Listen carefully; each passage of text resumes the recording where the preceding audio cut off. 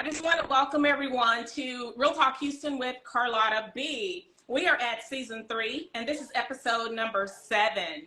And today, I would love to welcome newly engaged, top-ranked, multi-million-dollar injury lawyer. She's also been seen on OWN TV's Ready to Love Houston. Welcome, the lovely Symone. Thank you, Carlotta. Redwine. So happy to chat with you tonight. Yeah. How are you? Yes. I'm so glad you're able to join us tonight, and we want to welcome you once again to Real Talk. Thank you so much. Carlotta Yep, B. I'm excited to be here. So I always like to start out with getting to know my guests just a little bit, no matter if I know you or not personally. There's still going to be people that are looking and watching tonight, as well as later on when everything gets uploaded. It'll be seen worldwide on all the live streaming platforms. So I just want you to let everyone know who are you, where are you from, and tell us a little bit about your childhood. I'm in Dallas, Texas, born and raised there. So I was there all through high school, and then in high school I got a scholarship to study finance at the University of Pittsburgh. So I did all my schooling on the East Coast. I went to Pitt, and then for law school I went to Cornell Law. Practiced in New York for a number of years, lived in Manhattan and Jersey City and stuff, and really got the Manhattan out of my system. And then in 2015, I moved back home to Texas and opened a law firm with my aunt at the time. And I've been practicing here in Texas ever since. Yeah. Oh, lovely, lovely. That's a nice introduction. Now we know a little bit more about you. I know that you're a very exciting person. You're chipper. You're always in a good mood when I see you. You love life. You love to have fun.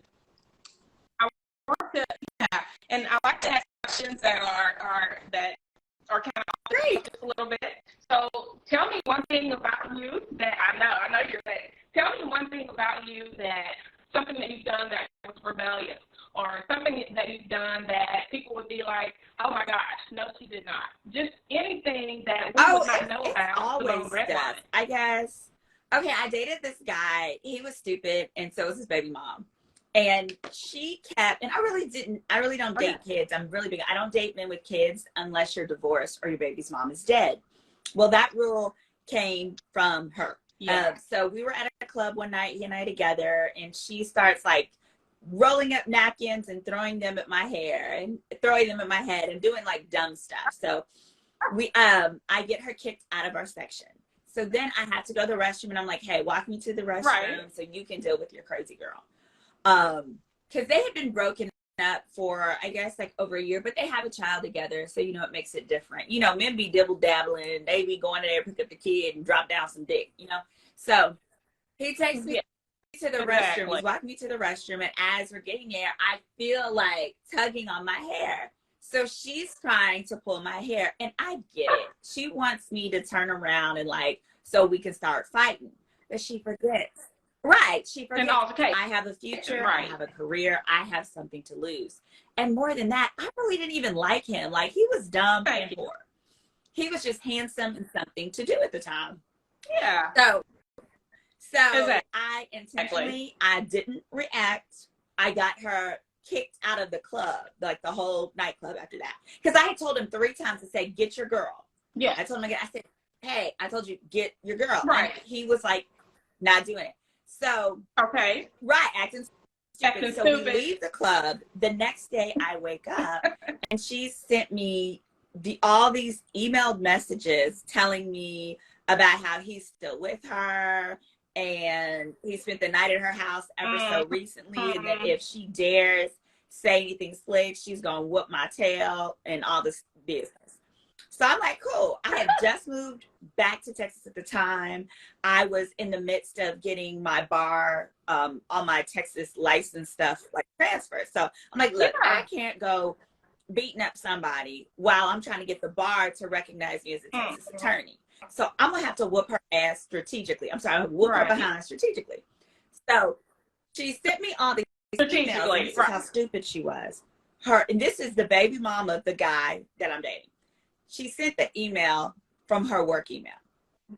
And then Oh, she did. And then she's just as stupid as she he tries was. to recall it. I think she realizes her mistake. She tries to recall it.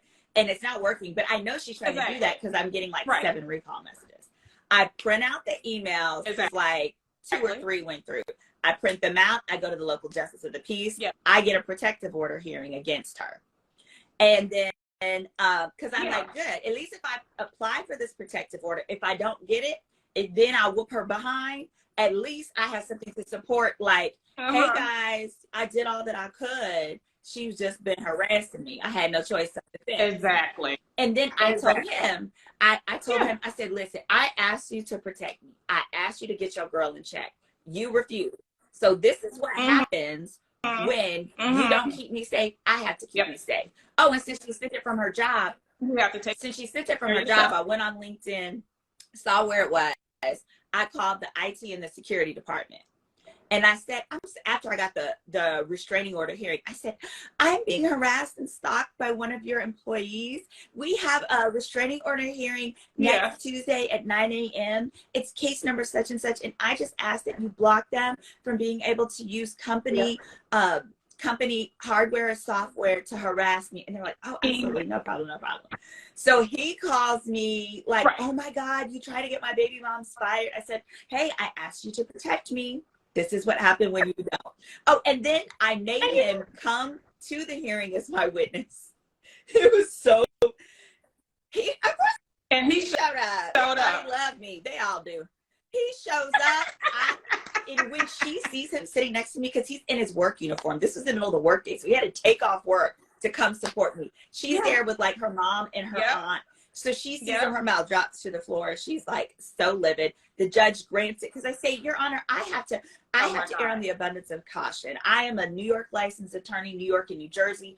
I am in the midst of trying to get barred, and I cannot, be forced into a situation where I have to defend myself without a record. He said, I totally understand. Boom, he gave it to me. So I got my restraining order. I don't have no problem with her. Good. You don't have time for the shenanigans dealing with her. Right. I was going to dump him anyway because he is like very, very dumb. But when she started harassing me, I was like, hell, now I got to date him for 90 more days just so you don't feel like I'm rewarding your bad behavior. Right. Oh my gosh. That is absolutely crazy. That's a story for a book. I could easily spin a whole book off of that one scenario. Lord. Oh, yes. And they're happily married so today. They're happily oh my married God, and together today. So kudos to them. Crazy married crazy and has accomplished nothing. Wow. You are right. Aren't they? I'm sorry. I mean, it is what it is.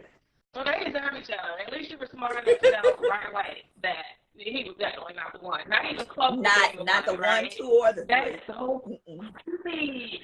That's so crazy. You have comedian skills too. That's another thing I didn't know about you until recently. You have comedian skills. You even did a stint on the Improv and maybe a couple of other places. How did that happen? I definitely did some open mic nights. I did some stand up. I haven't really gotten into it because when I moved here, it was during the pandemic and stuff. But Rashid, my fiance, definitely is very encouraging, and he wants me to get back into it. So I'm trying to get my confidence back up to give it a go.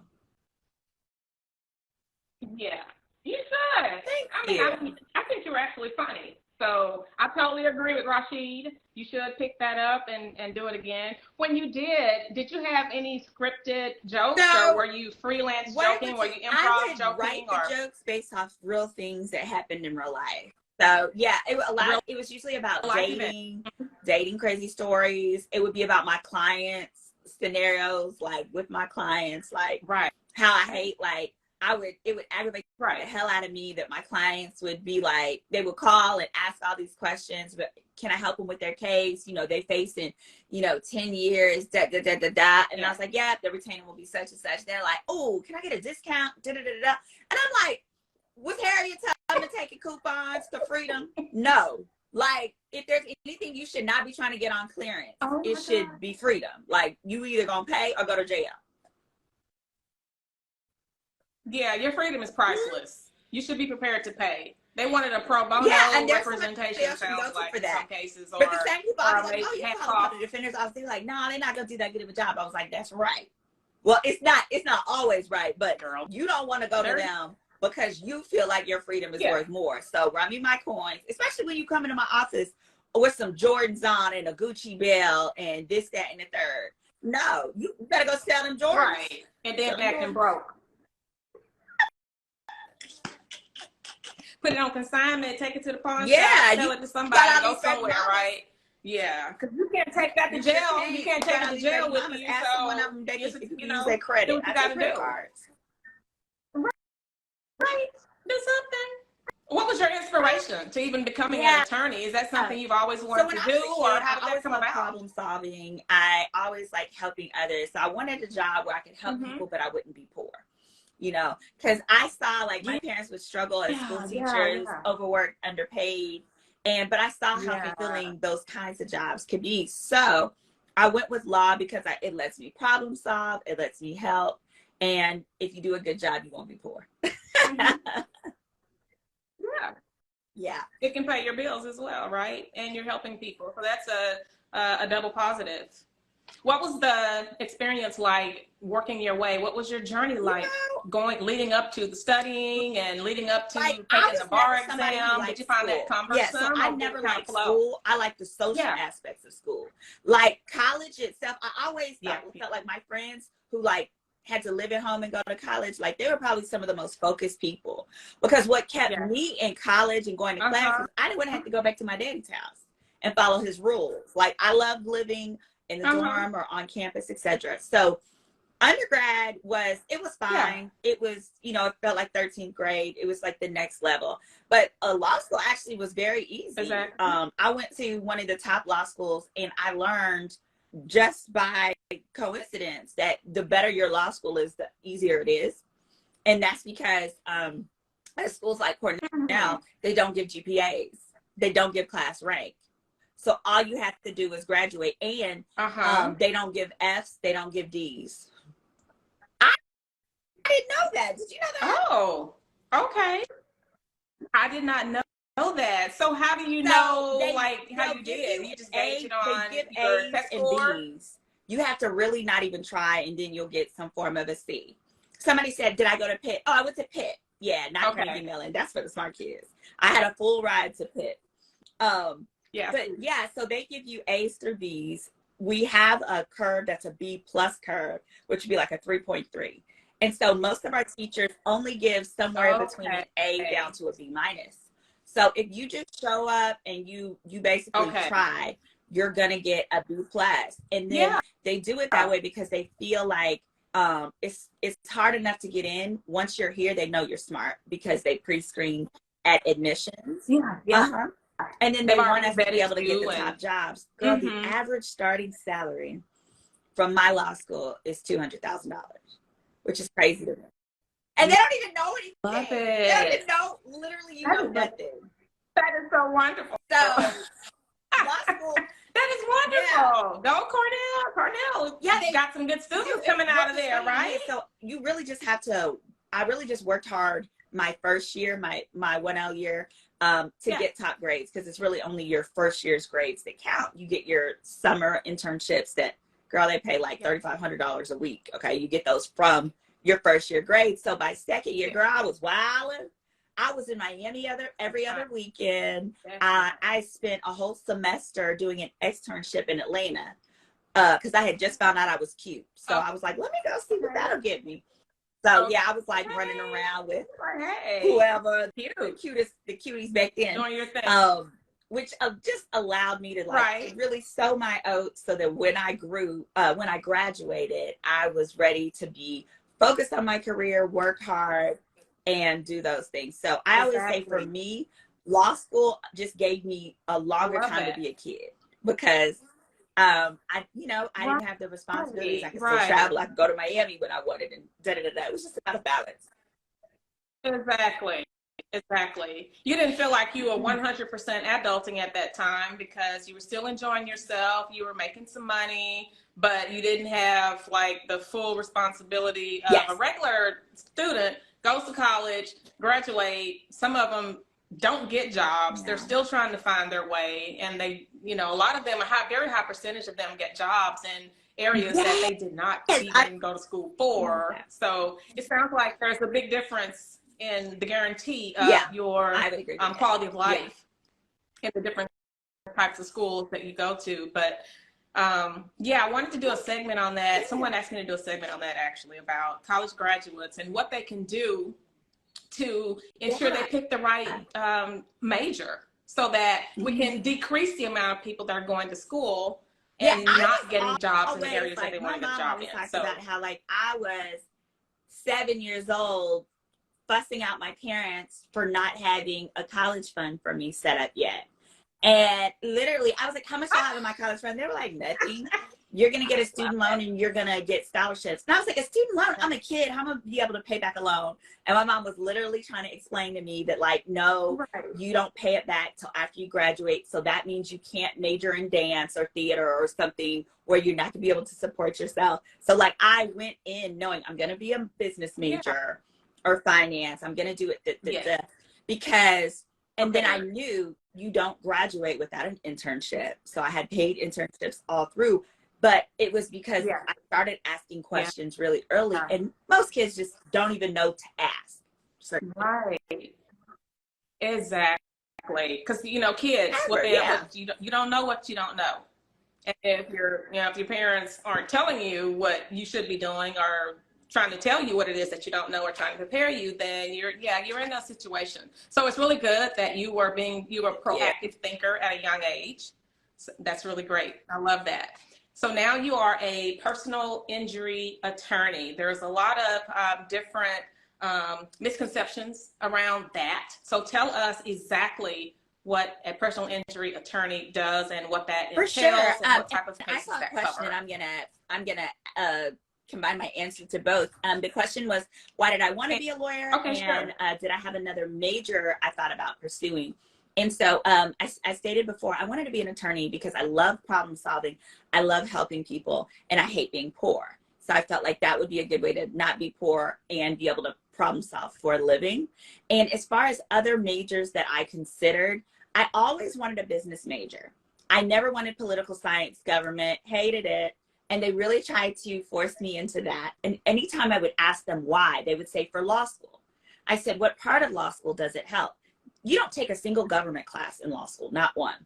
You don't take a history class. It's an actual, one of the biggest myths. So it's actually not good to major in that, because if you major in poli-sci, you have to have like a 3.9 to get into the top schools. But if you major in business or finance, you can get in with a 3.5 because they're known as more difficult. So I always knew I wanted business, because also if something happened, maybe my parents died or I got in a car accident and I couldn't immediately go to law school, I would still be able to make a great living. So that's why I refused to major in English or philosophy, some of those things they threw out.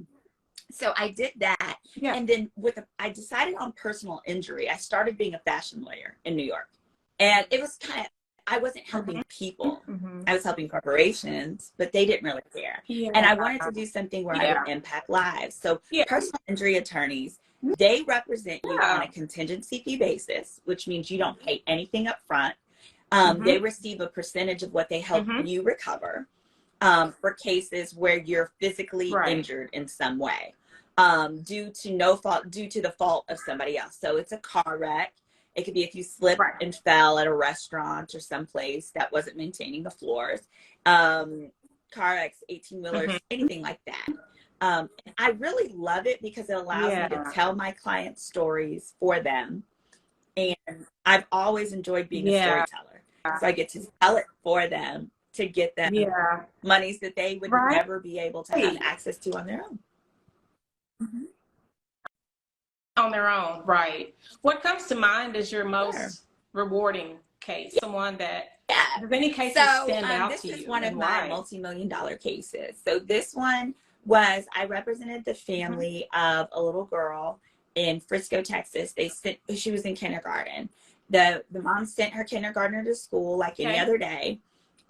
She was in story time sitting on the floor, and I guess one of the push pins from the bulletin board fell down.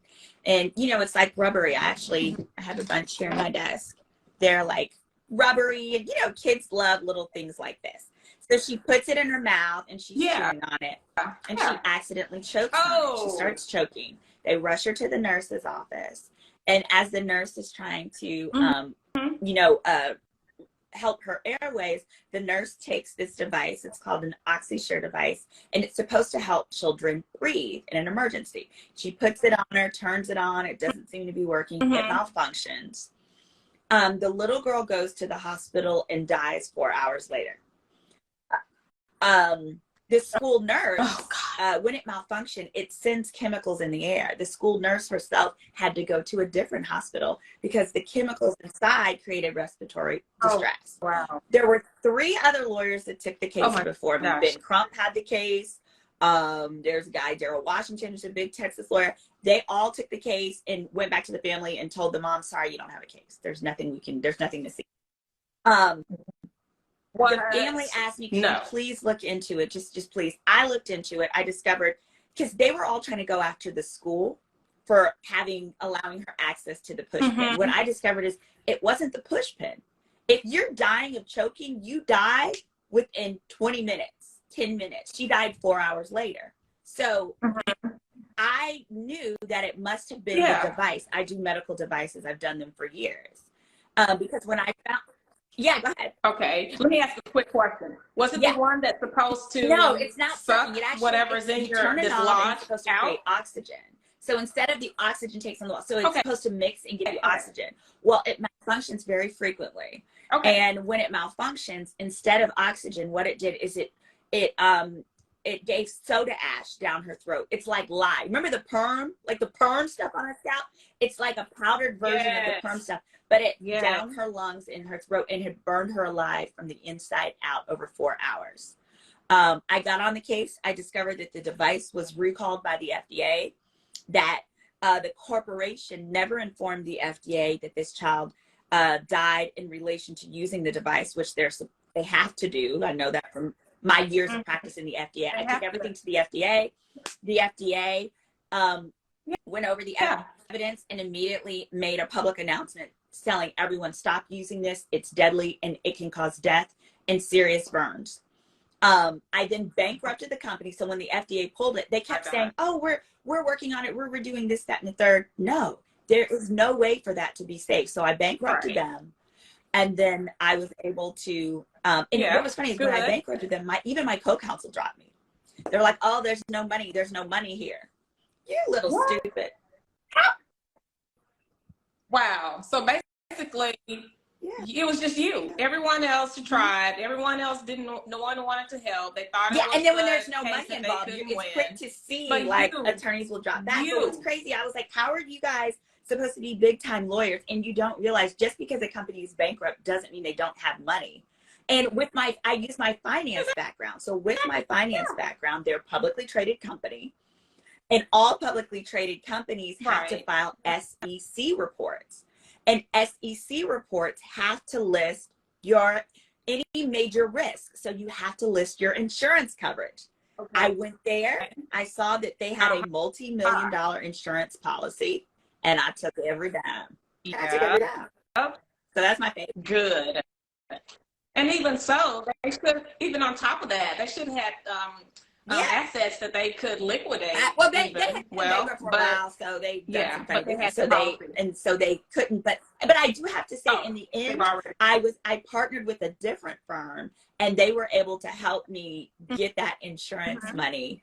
And I'm just super grateful for them, but I'm also grateful for my client for not giving up on me, because it did take a minute. It took a minute. Yes.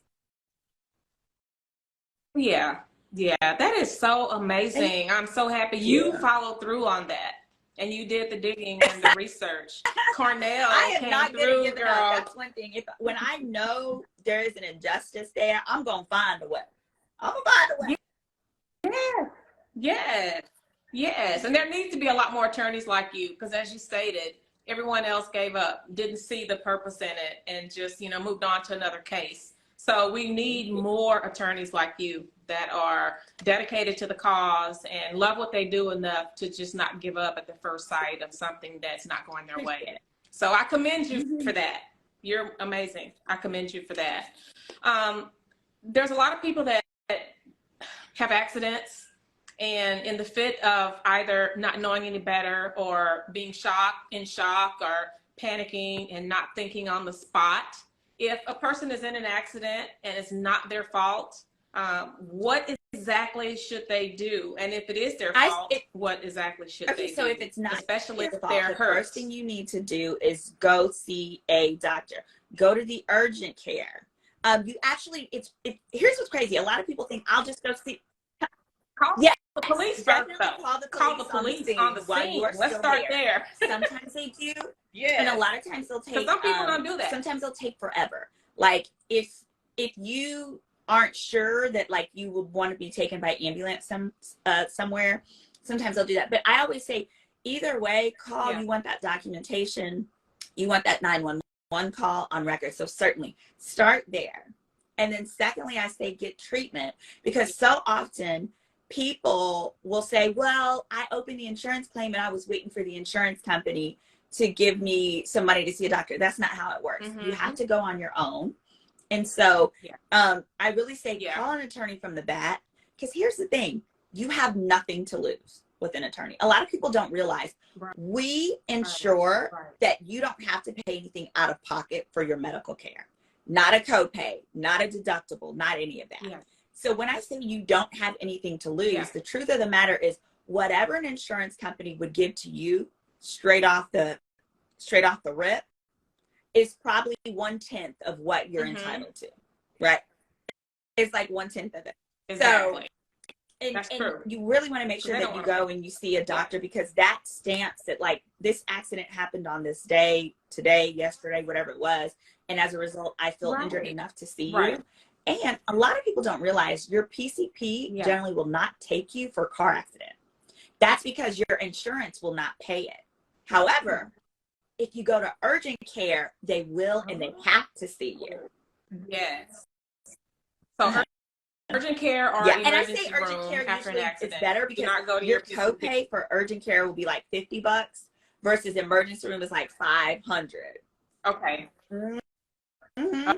Okay. Go to urgent care and call. Okay. Oh my gosh. Yeah. Is there statute of limitations? Yeah, call me. Okay, and call Symone. Cases all across America. That's what they should do. It doesn't matter what state you're in, and you can just call 855-4-SYMONE with a Y. But in Texas, you have a 2-year statute of limitations from the date of your accident. But there are also a number of states where it's only 1 year.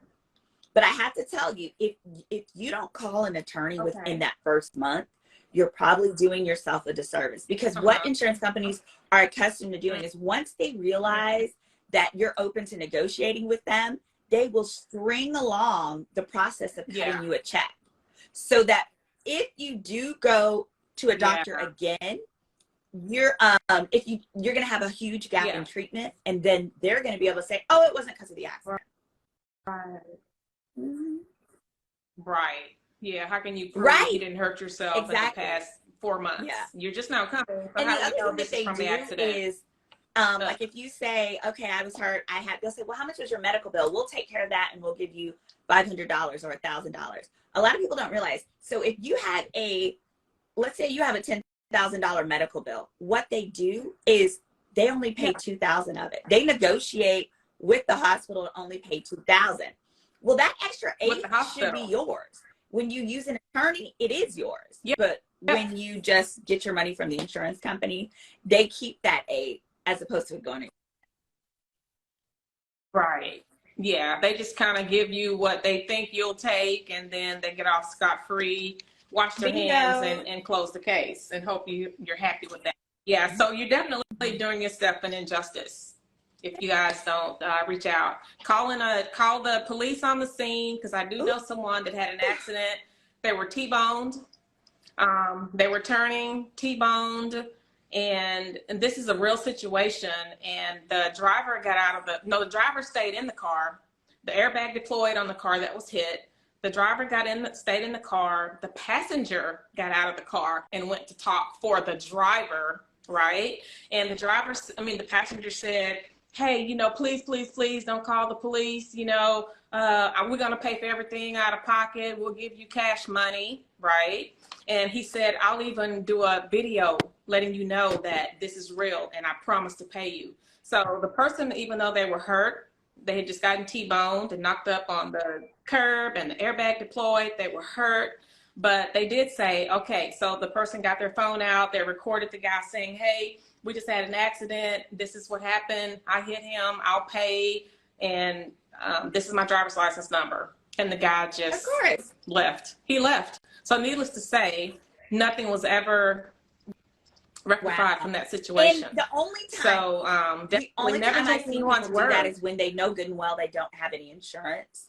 And usually they don't have insurance because their license is suspended, so they don't want to get arrested. So whenever someone says that, you say, okay, let me get your information now. We'll fill everything out, and then you can pay. And then if you don't pay, I'll claim it with your insurance.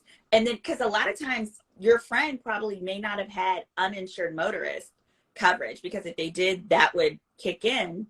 But yeah, that's not. Yeah, well, they did. They had full coverage. The driver had full coverage, so the insurance company wound up paying for his vehicle. And they also went after the other insurance company. They did have insurance. Full coverage is not the same as uninsured motorist. The other company did. Those are two separate things. So full coverage means you have coverage if you liability is what everybody has to have, and that's if you hit somebody else. Then comprehensive is if your car gets hurt, right?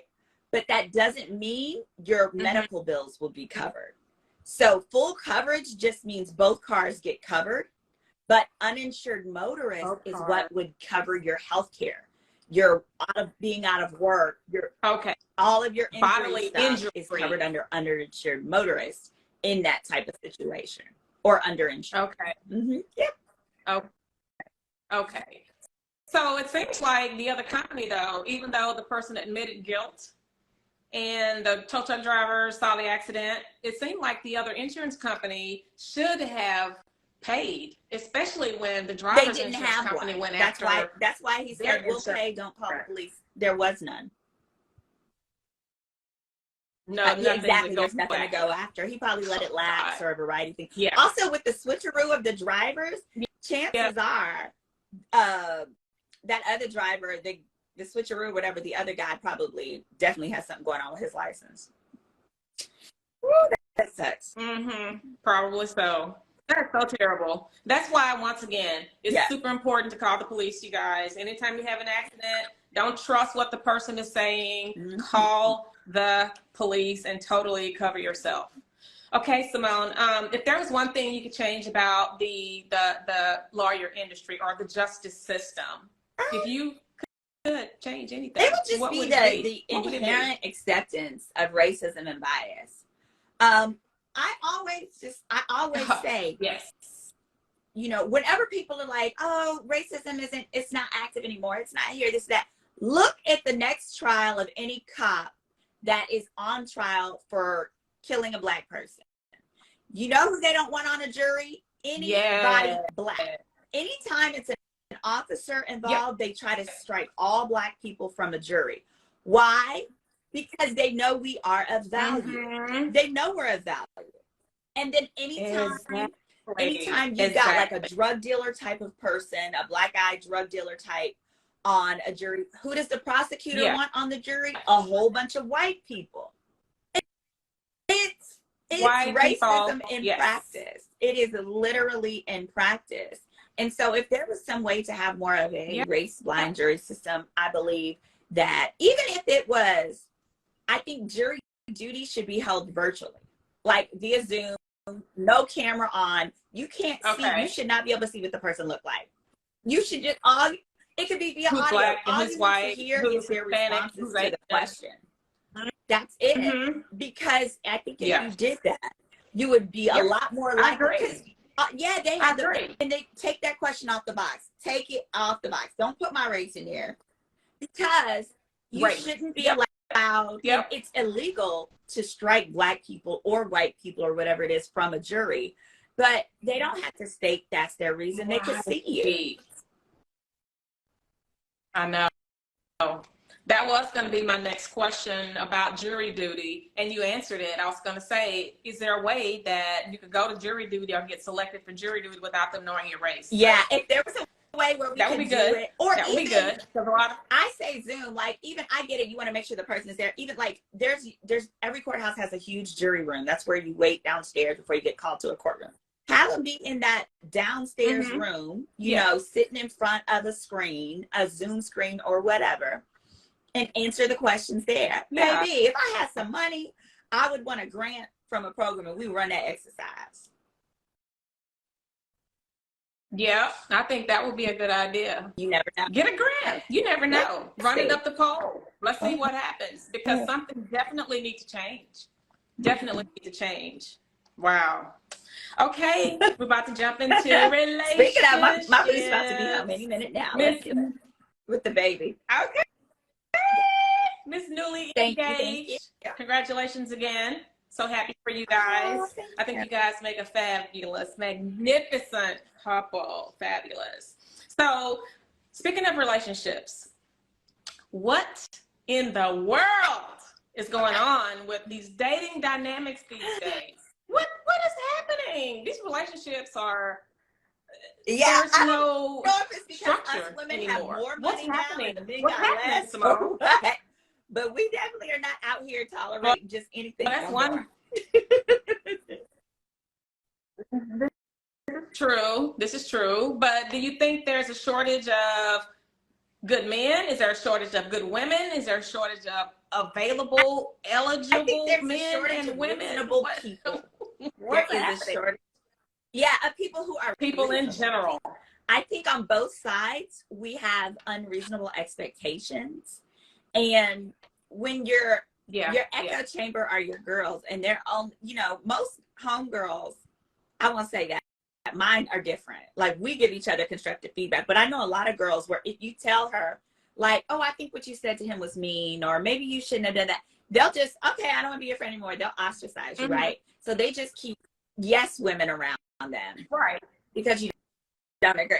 Because you don't agree with them, they don't want you around anymore. Yeah. Also, they want we're a new generation. We are a generation who are being raised by women who have never been wives. Like, that wasn't a thing. Like, my one grandma was married for, 70 years. My other grandma was always married to somebody. She had 5 marriages. I got homegirls that got to get pregnant to get a boyfriend. Okay. So. Oh, Lord. It should be. That's not how that works. They don't stay long even after. But I say that to say, like, it used to be literally in my grandma's generation, if they got pregnant, the man would marry them and, they would take a stab at it. We're not in that age anymore. Yeah. So I have a lot of girlfriends that because they've never seen a wife, their mom has never been a wife.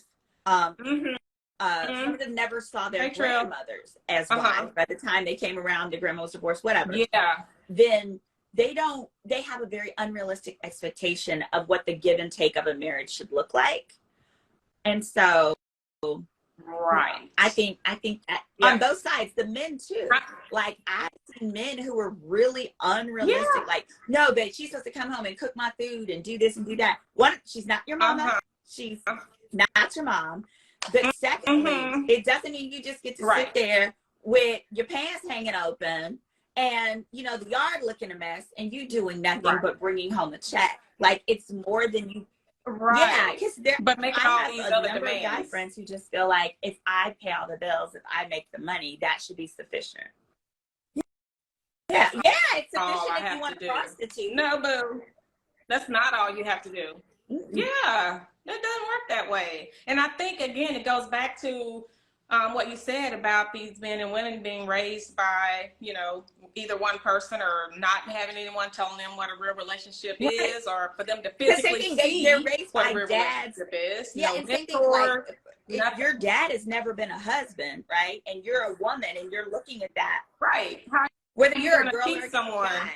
Yeah. If he's never been a husband, he's been able to live a very selfish life to some extent. He didn't have to, Right. like, I had to get on Exactly. Rashid, for example, about, and he was married. He was married previously, but he would come home in the evening time with the baby. That's our son.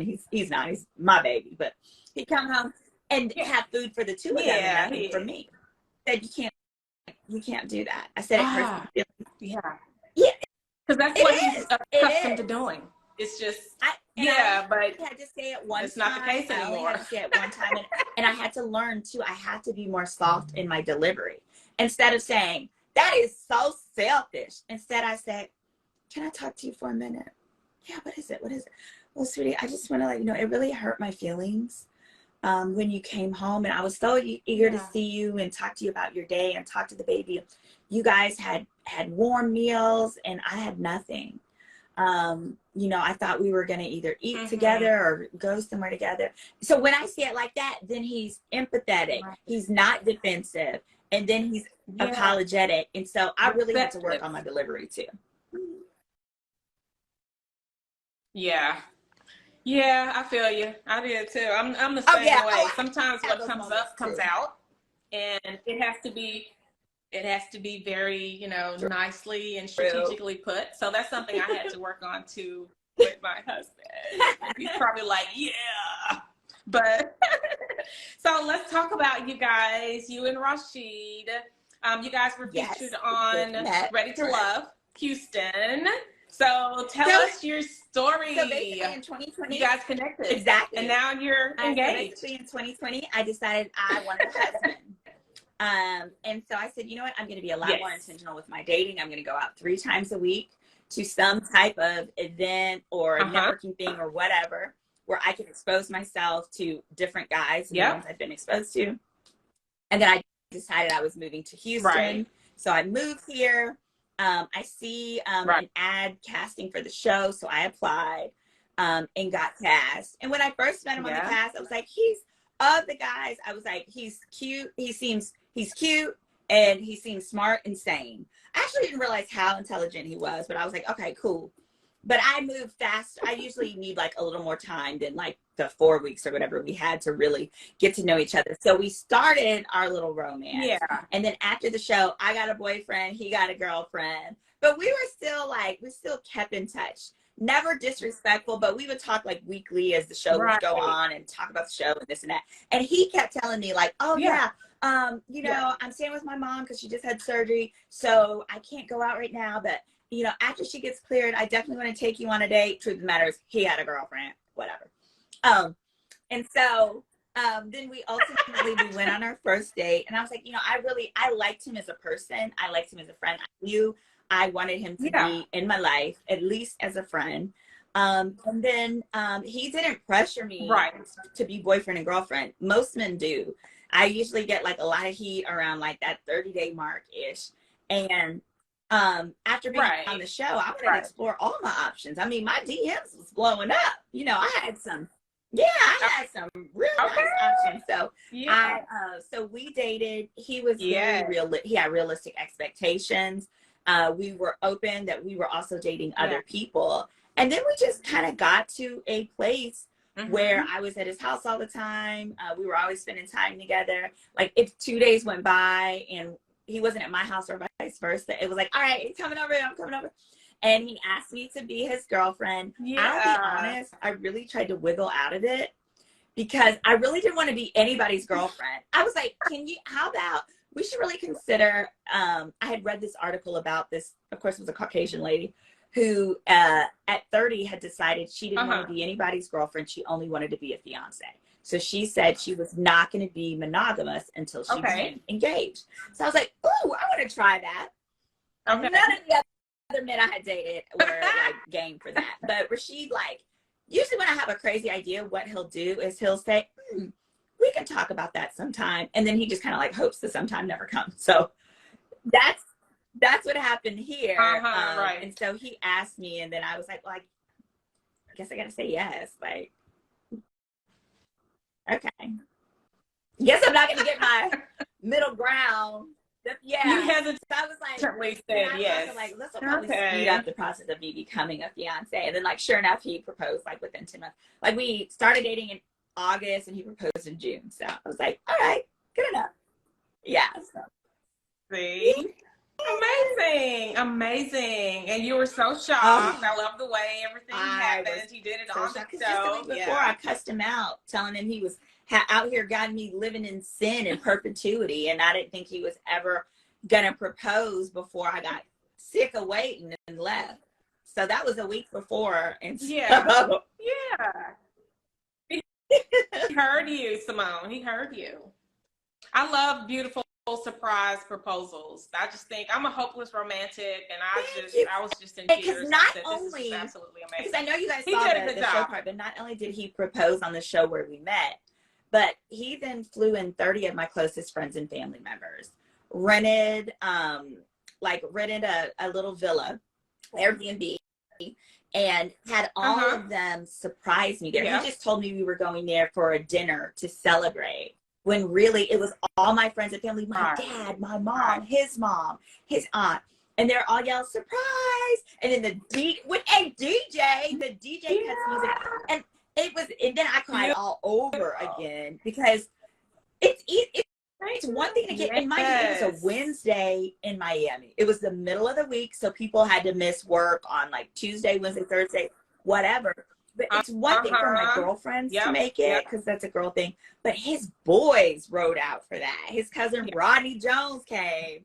So many of them who I know are super busy and always have stuff going on. So that meant the world to me.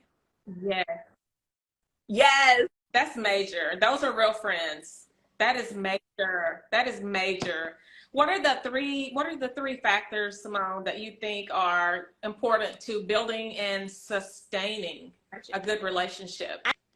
And ultimately, of course, marriage. You have to be very clear on your expectations of one another. You have to be very, very specific. Like you have to have that person tell me what an average Tuesday looks like for you. Start with what time are you waking up down to when you lay your head on. Like, be very clear of your expectations. You also, like, I think a lot of couples focus on the cheating fidelity. They don't talk about financial infidelity. Both of them break up marriages.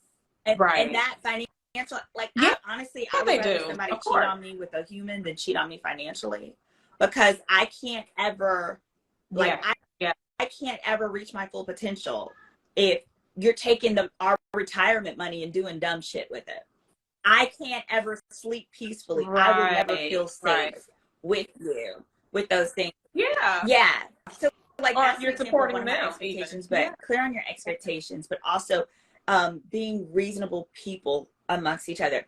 You have to realize, like, this person could be giving their 100% and it meet only 20% of your needs. But if that's the best that they can do, you either have to say, I'm okay with your best, or let them know this isn't going to work for me, but not try to change each other. So I think the third thing I would say is not try and change each other, but determine, can we grow together? And if so, how? Yeah. Right. Yeah, those are very critical components. And those are things that a lot of people just don't look at. They dive into these relationships. They don't ask the right questions. They make assumptions, but they don't communicate. Or you just, like, ask the you right have this questions. circle, like, but we love each other. Like, we exchange credit reports. We exchange criminal backgrounds. Like, anything that's going to prevent me from having the life of my dreams, I need to know about it in advance. That way I can consent to whatever other life we're going to have. I have a client. I did a background. She would not let me do the background check before she got married to this person. I begged her. She's a friend as well. Please, let me. I did it anyway. I just didn't tell her. You want to be in the dark? Stay in the dark. They get married. They're married about 6 months. And I know one of the things she loved about him was his financial stability. But she didn't know. I knew. This Negro had a big old tax lien. He had like an $80,000 tax lien with the IRS. What? She was never going to get this dream house on her vision board. She was never going to get a new car, a new this, that, and the third once they got married. And I knew she didn't know. She had no idea. Guess what? They got her running around looking for houses. She finds her dream house. They get a pre-approval letter. They have an offer on the table. Yeah. They can't close because of his IRS. I printed out for her. I His said, you lean. see, because it had the day. I said, you see, this was while you were engaged when you told me not to. This is why I begged you to let me do the check, because I wanted to prevent you from things like this. Yep. So you've lost this dream home of yours. You've lost this all because he didn't tell you everything that you needed to know beforehand. So they had to work through that on their own. And I didn't care if she being was gonna be mad at me. And of course, she's not like, being why honest didn't you tell me? I tried to. Look, I want you to enjoy your ignorance. I wanted you to be as happy as you were. Because I don't know, maybe she wouldn't have been, I think she would have married him regardless. But I'm really big on just knowing what you're getting yourself into. Oh, which leads me to now on my channel, which I have 2, Ages and Stages, as well as Girl, Is That Legal? Each week I do a weekly session called On the Record, where I gift one person a background check, a free background check into someone in their lives that they have suspicions or concerns about. And you can win by going to my social media, filling out the form in my bio, but you'll have to check it out. Each week when I think these guys can't get nuttier or wilder or whatever, and it's girls too. I haven't aired one yet, one of the women. But if you're a guy and maybe you think you want to propose to a girl, or you want to hire somebody and you're like, I want to make sure they don't steal, whatever, you can reach out to me. I do those, and they're really fascinating. But honesty, of course, is the #1 thing you need in a relationship. Oh, yeah. Honesty, communication, being upfront and transparent. So, yeah, if anyone out there needs a background check, reach out to Symone. Yeah. Give them your. You can call me at again, or the best way to contact you. For Symone with a Y, or you can go to my Instagram, which is Attorney Symone Redwine. Thank you. Yes, I love that. Okay, we are nearing the end. It's almost been an hour, believe it or not, and I know we could talk all night long, and the time would fly right on by. What advice would you give, Symone, to attorneys that are brand new? Just a word of advice for the attorneys that are brand new. And we've already covered relationships and talked in detail about that, but we didn't say, what advice do you have for attorneys that are brand new? I would definitely say, do not look at everybody else and say, I should be making more money, or I should be more successful, or I should be anything other than where you are and what you're doing. So run your own race. Find a mentor. Find a mentor by looking at other attorneys whose lives look the way you want yours to look. So don't do it just by practice area. Like if you do criminal and they do criminal. You want to first look at somebody. Do they own a home? Or are they in an apartment but driving a Bentley? Get what you want. You might want that Bentley and don't care about a homeowner. That's your choice. But I found someone who lived in the summers. He lived in another country. He lived in on the beach in Brazil, and in the school year with his kids, they lived in a great house in Dallas. And I work backward, because from that, it'll help you decide, how do you structure your practice and your life so that you're happy and fulfilled? Because your personal happiness matters just as much as your professional success. Yes. And I totally agree. And I love that. Great, great, great advice. Okay. Do you have any final shout outs that you want to give to the audience, or if say you're hello injured anywhere in the nation, definitely give my firm a call. We do free consultations. Even if you're on the kind of on the cusp, you're like, I don't know if I need an attorney. Call us. We do free consultations for injured clients, and it's redwinelaw.com or 855-4Symone. Also, with the background checks, I do gift one. Each week you fill out the form, or if you want to retain me to do one, we can do a consultation. I can go over, give you a little information on whoever it is that you search. We can go over that and go from there. So I'd love to help. Excellent. I love it. I love it. I love it. This was a great episode. And again, I thank you so very much. I'm so happy for you guys. I wish you all well. Blessings on blessings, of course.